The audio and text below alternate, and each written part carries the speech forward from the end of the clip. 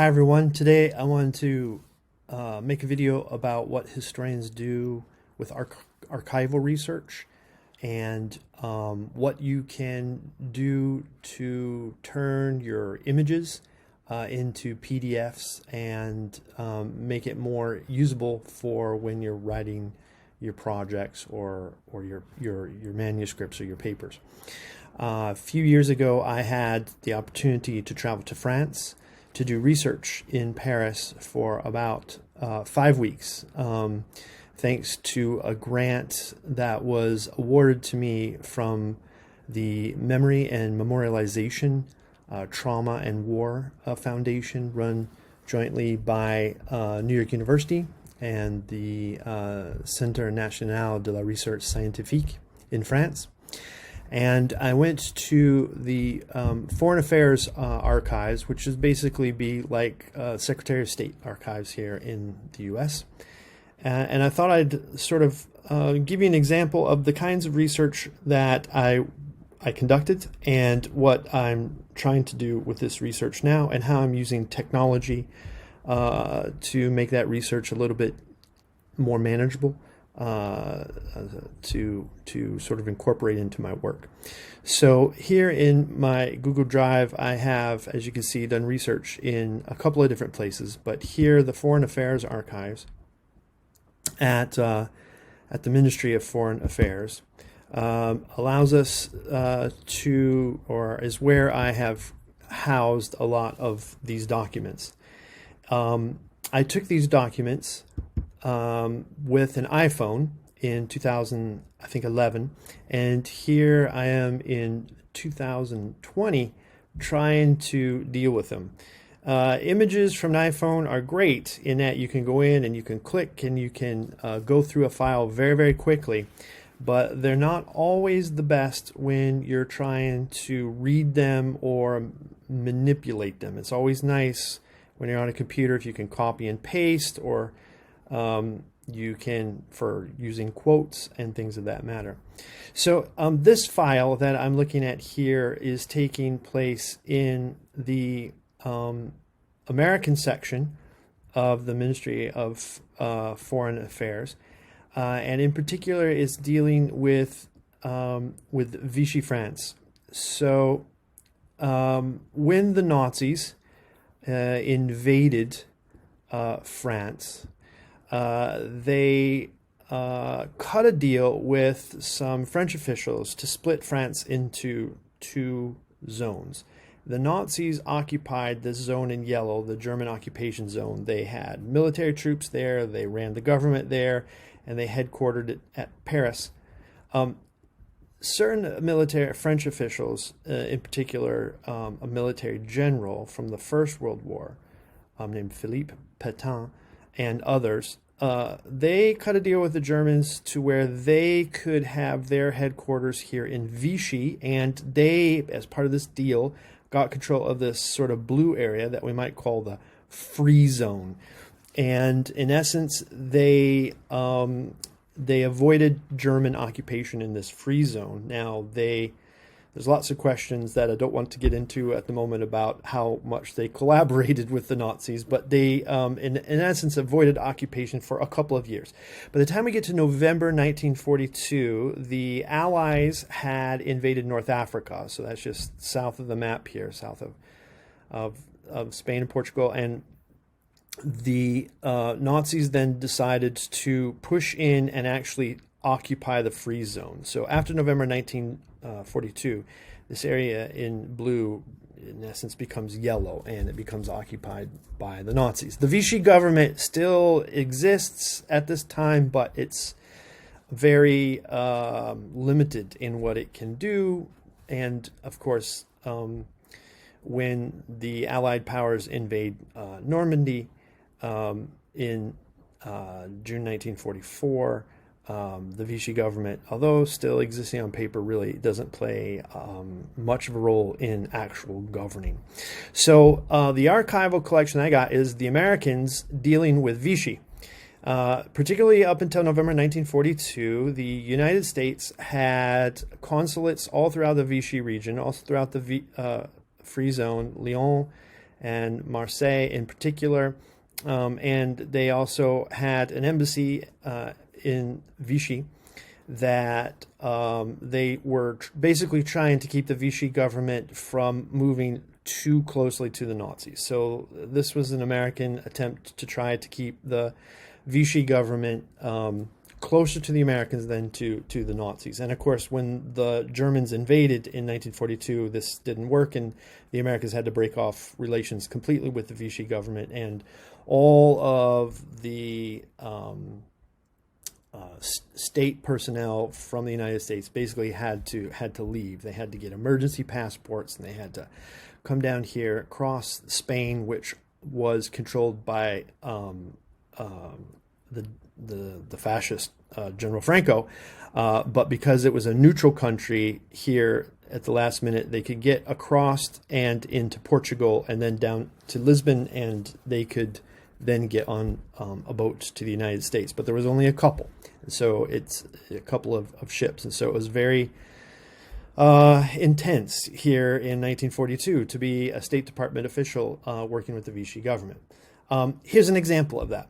So there's a woman who is working for the consulate in Marseille, and her name is Flora Witkowski. And here is something that happened to her in January 1942. I'll let you read this, but in essence, what happened to her, and this is her letter that the consulate and the American embassy then collected and sent to the Vichy government to ask what exactly happened.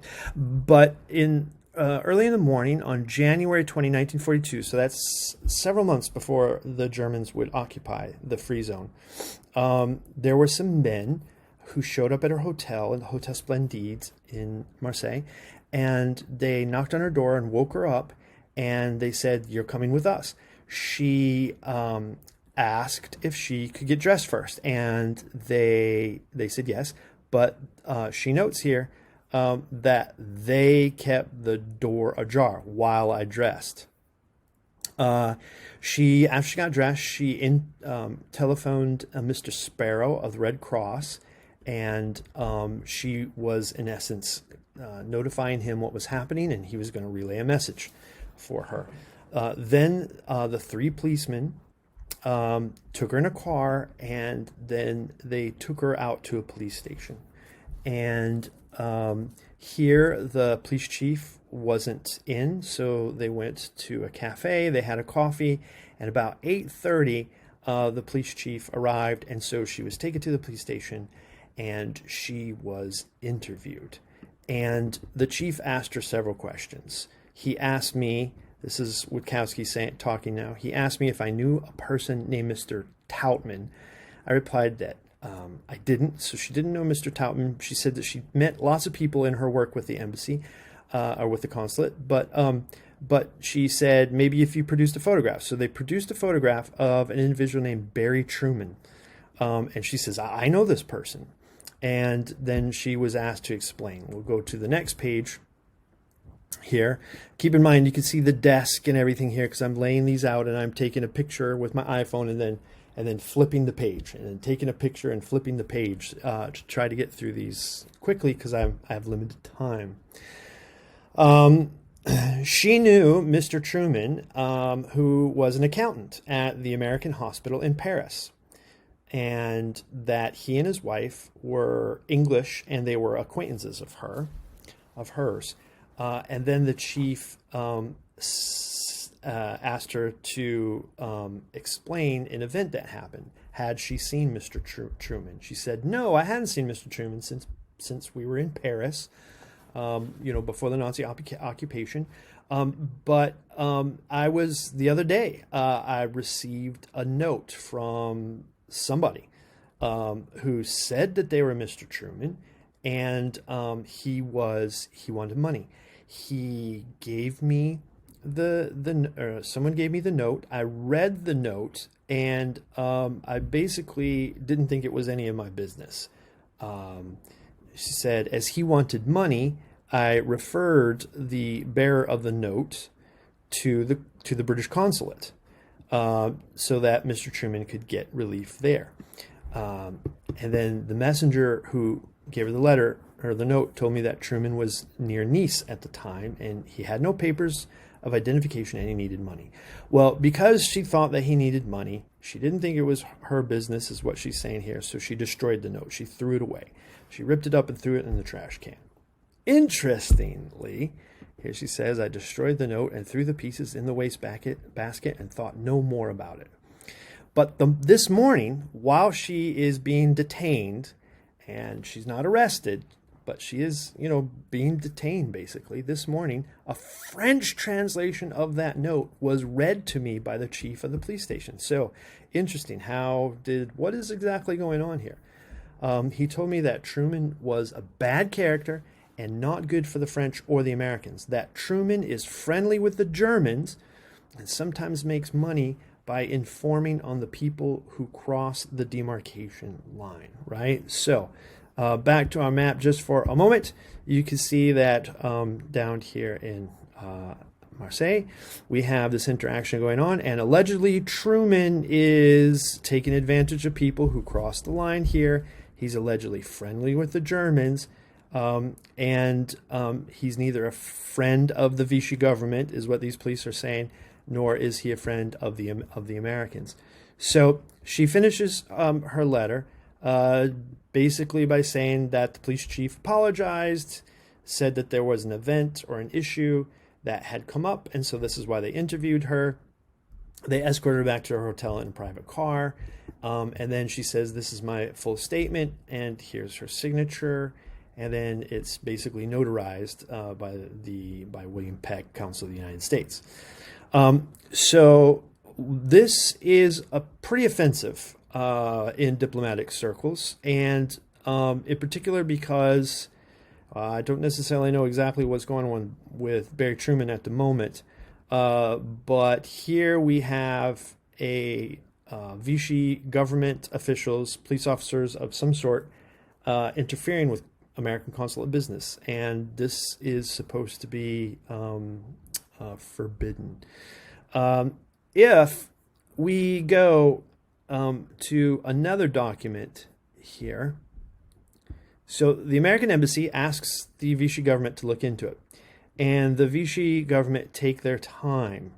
The American embassy asks, I think, 3 or 4 times, hey, can you look into this? What's the status of the report? We know that you are investigating this. What's been done about it? Can you let us know? It's here where I think I'd like to sort of show you some interesting technology that might help when we're doing research. So the next file that I'd like to show you is one that you can see here is secret. And of course, the French have written Witkowski on top, so we know this is going to be about Witkowski. This is a secret document. It's an internal document. It's only amongst the French, the Vichy foreign affairs people who are supposed to read this. Anytime you're in the archives and you come across a document listed secret, there's a good chance, not always, not every time, but there's a good chance there's going to be some interesting sort of stories here. Here's the thing. When we open this or look at this document, it's in French. Now, I can read French pretty well, but I have a couple of thousand documents that I collected from this archives. And as I'm trying to get organized and think about the chapters that I want to write, I probably just don't have enough time to translate every single letter in the moment. And so when I'm doing this preliminary sort of work and I'm trying to figure out what I want to include and maybe exclude from my my manuscript, there's this handy dandy tool that comes in really nice here. Now the one that I'm using, there's many of these OCR readers, but here is the Abby Fine Reader Pro. And I have downloaded this. It does to get unlimited usage. There is a free trial, but to get unlimited use, you have to pay around about $100. You can get it for less if you can find a discount. But in essence, what I can do with this is I can take this iPhone image here, because there's nothing I can do with this. I can't copy and paste. I can't manipulate the text really in any way to help me maybe move through this quicker. So what I can do is I can open the Find Reader tool, and it will allow me to convert it to a PDF, to a Word document, Excel, HTML, and many other things. If we click Show All, there's many other sorts of things, a PowerPoint, to an image, FB2 document. I'm interested in converting this to a PDF. And so when I click on that, I have, in essence, downloaded the file from my Google Drive to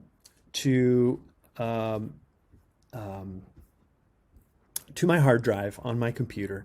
And now I can locate this document. Let's see, it's photograph 6383. So here is the PDF I made of it already. I'll just open this so you can get a sense of what's happening. When I click on this file, it'll be put into the reader, and then it scans it. You can see it scanning it. And the original image, the original file, it'll ask you to save it. I've already saved it, so I won't do that here, but it will ask you to save it, and then this is basically what you get. So you have exported it into a PDF file. In the Abby Find Pro Reader, it's highlighted, so you can copy most of this. You could also copy this in your PDF file now. I'm going to copy this in French. So the first line here that didn't quite get into the frame, concerning your letter, is basically what the first line says. I'm going to take this to Google Translate, and I'm going to paste it in the text box here, text box. So this is from French into English. You can see that not everything is perfect. If the document is not just crystal clear, there's some things that it can't read. For example, you'll note here, it didn't quite read the W very well. It put it as a V. But for the most part, we're not trying to do a translation for a formal way. We're just trying to get an idea of what the document is about. So this works decently for this, right? So concerning the letter that you asked me about, and you're kindly asking me about the circumstances in which Witkowski from the consulate of the United States in Marseille had been the subject of an intervention by the police services. And you asked me for information allowing you to respond to the note sent to you in this subject by the Embassy of the United States of America. So here it is on the French side. This isn't what the OCR picked up, and then here's what Google Translate is translating. So it's kind of cool. You can really get at these fairly quickly and get a basic idea of what these documents are talking about, even if you're not formally translating them in the moment. Some interesting information that comes up.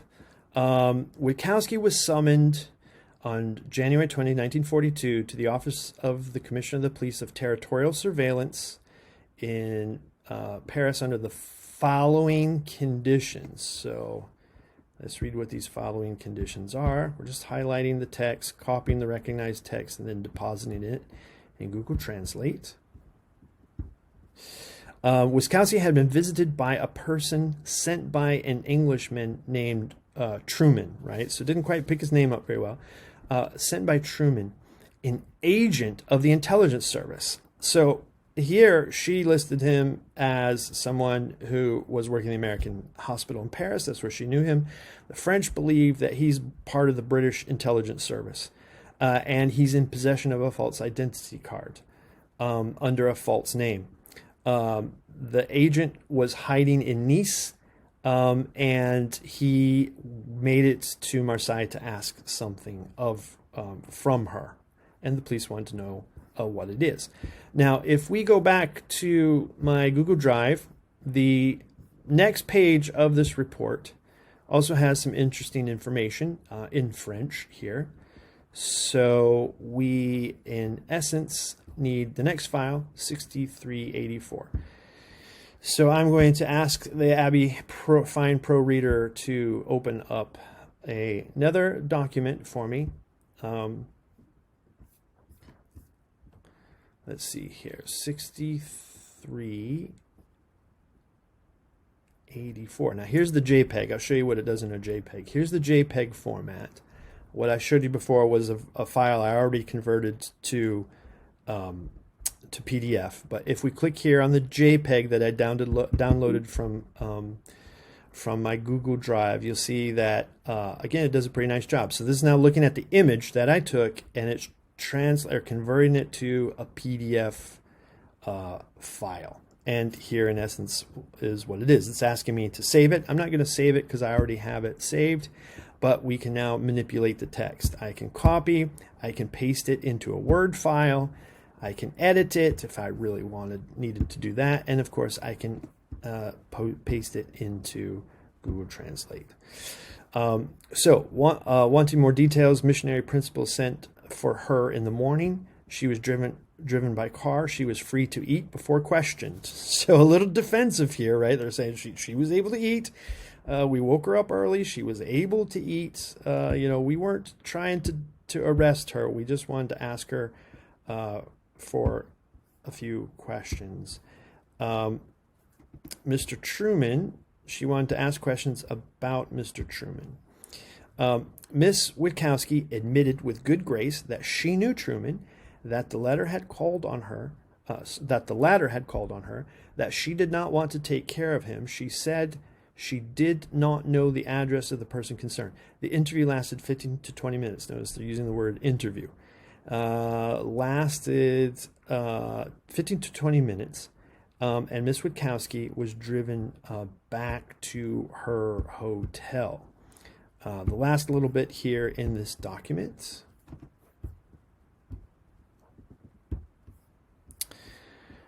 Truman was subsequently arrested, currently charged with undermining the external security of the state. He was imprisoned in the military prison in Marseille. He worked with the English Captain Garrow, also charged with endangering the external security of the state. So that's basically all that it went on. We probably have to go to the Ministry of the Interior if there's any more detail here, there where this investigation took place, or maybe the police archives. But this is what the Foreign Affairs Office has. They had something on Truman. They believed him to be a spy. They wanted to arrest him. They perhaps also wanted to get involved in the inner workings of the American Embassy. It's hard to say why they needed to interview Miss Witkowski. Maybe they were trying to see if they could somehow implicate her in the... They knew that they were going to arrest Truman already. They knew where he was, it seems like. Here they, in essence, violated certain diplomatic rules in order to interview a clerk who works in the American Embassy about a man that, in essence, they knew they were going to arrest already. Miss Witkowski and the American Embassy were quite upset with about this. And so this got up to diplomatic channels that went a little bit higher. The American Embassy still was not satisfied with this, and they began pressing even more. What is going on with this case? Can you please tell us what the Ministry of the Interior, that's who was investigating her case, what they came up with there in their report? And the last little thing that I'll show you here is, in essence, if I have the right one, what the French basically got back to the Americans. So the Americans said, please let us know you guys are in violation of the 1853 convention that we all signed, and someone needs to be held responsible for this. This is the document, the report that the Ministry of Foreign Affairs sent back to the United States. And basically, they admit to no wrongdoing. So here again, the wonders of technology. We can call up our OCR, and we can bring up the document. Now, again, in my Google Drive, I just have a JPEG of it, right, of the image that was taken from my my iPhone. I can't really manipulate that in the JPEG format. So here, if we can find 6431, here it is. We can call it up in the Abby Fine Pro Reader. You can see that it will be converted from an image. It might take a minute here as it finds the document. It's going to scan it, and then it's going to convert it into, in this case, a PDF. I've already saved it, so we'll just cancel that. Now we can manipulate the text. We can copy it, and we can do anything with it very quickly. We'll get rid of this text and place it here. In response to questions posed by the note from the Subdirectorate of America, I have the honor to advise the following. Number one, the Franco-American Consular Convention of 1853 is still in force. That's what they say. This convention only, point number two, however, this convention only subjects interrogations before the judicial authorities for specific forms.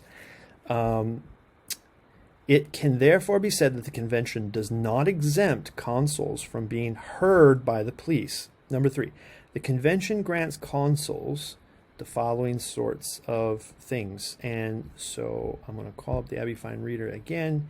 I'm going to go to the next document. I'm not going to save this one. 6432. Here we are. The JPEG. I'm going to open it in the OCR. And that one was very quick.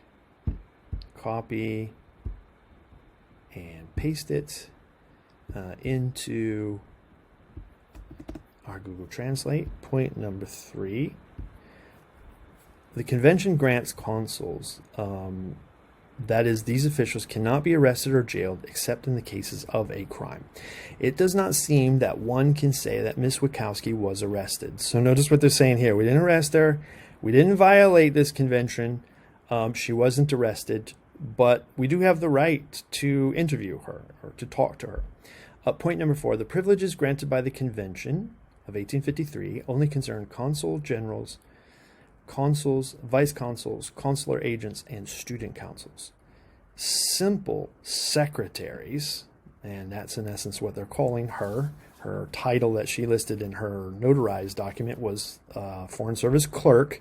Here they're saying she's a simple secretary. Simple secretaries only enjoy the privileges of precedent if they replace these officials up here in the event of death, incapacity, or absence of the holders. So you get a little sense of maybe a bit of sexism here and nationalism here, but they're basically saying we didn't violate anything at all. They basically here say in point number five, we didn't really do anything, so, you know, we're good.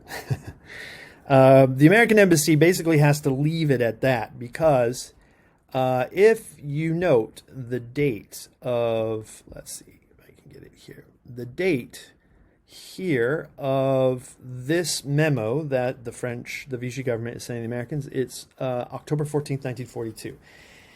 And basically the embassy is already beginning to coordinate the leaving of Vichy France in totality. And so with this, the embassy doesn't pursue it anymore.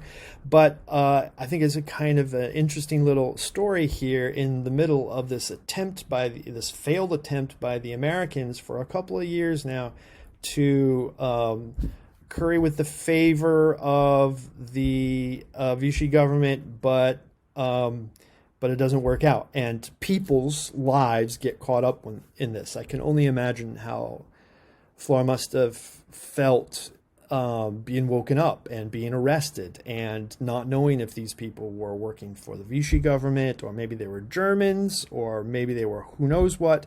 She's being taken away in a car. Nobody knows about this. It could have been quite terrifying, and fortunately for her, nothing for her own person. She didn't get hurt or anything like that or arrested.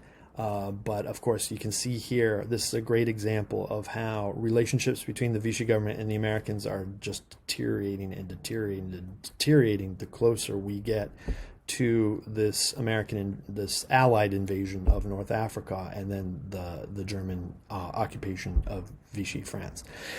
So hopefully this gives you like a sense of what historians can do with documents and how technology can help these historians do their analysis and create works more quickly.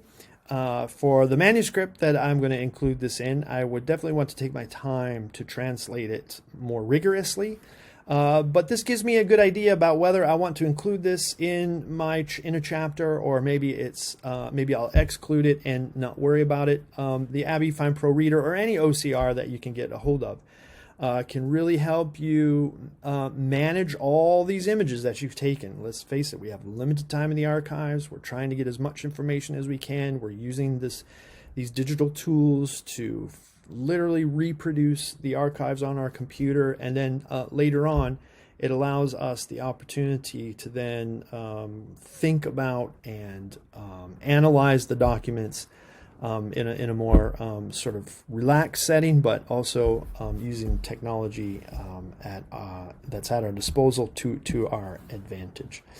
All right, well, hopefully that was helpful or interesting. If you are a historian, maybe this gave you an idea of something that you can do in your own research. And if you're someone who's not a pro but is really interested in history, hopefully this gives you an inside look into what historians have to do in order to write books that that everybody likes to read and to learn from. So leave a comment below if you have an idea of maybe why the French police were wanting to arrest Flora,